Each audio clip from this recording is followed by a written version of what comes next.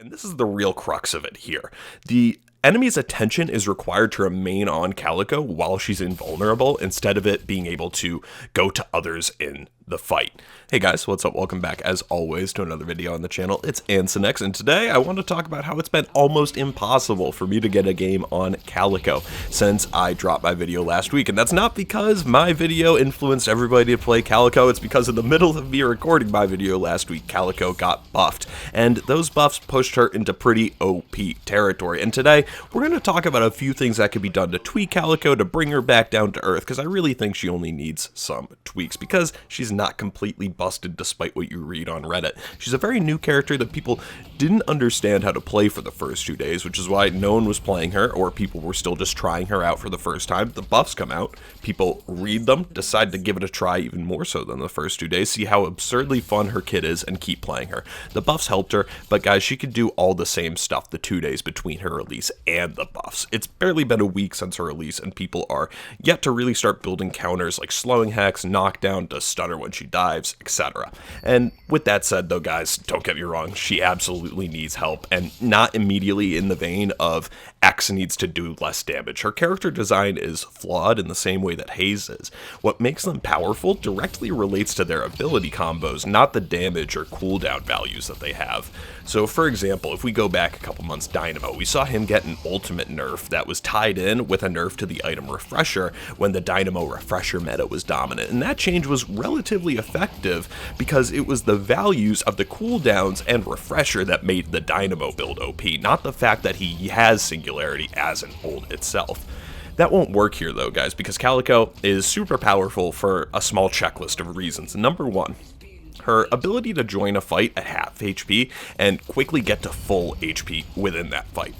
Her ability to then go untargetable and stay in the fight. And this is the real crux of it here.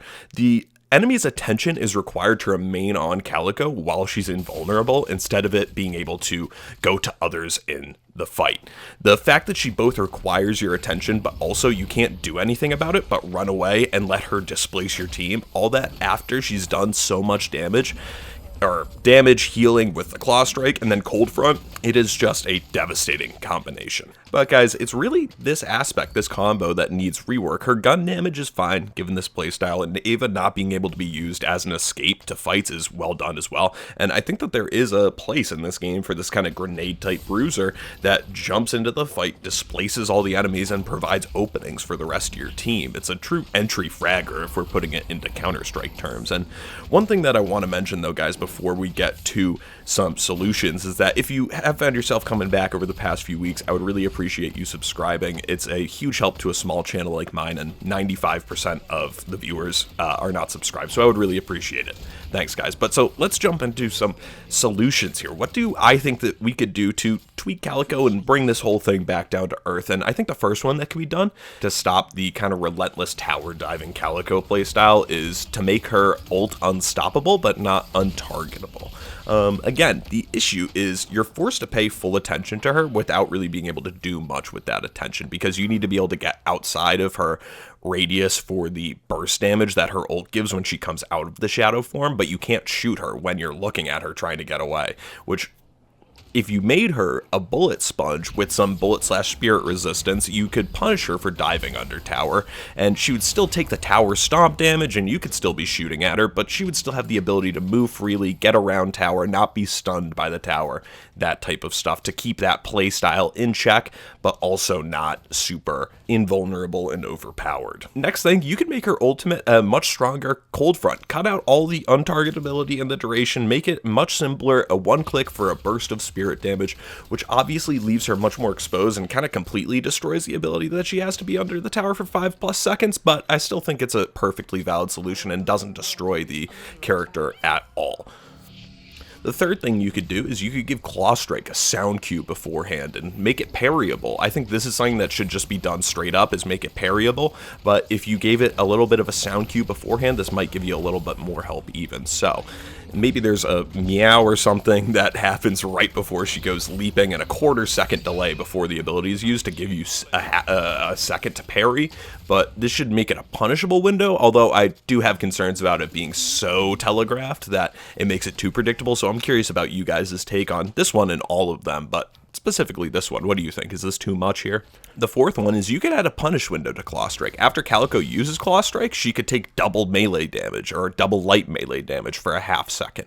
Get rewarded for beating her at her own game, or if she jumps straight in front of you with the Claw Strike, while not making her just a sitting duck for every ability in the game right away. And then fifth thing I think you could possibly do is make her abilities stack diminishingly based on how many heroes they hit. Maybe instead of doing 100% Claw Strike or ultimate damage on 2 people, you do 75% of them both, or 60% on 3, and so on.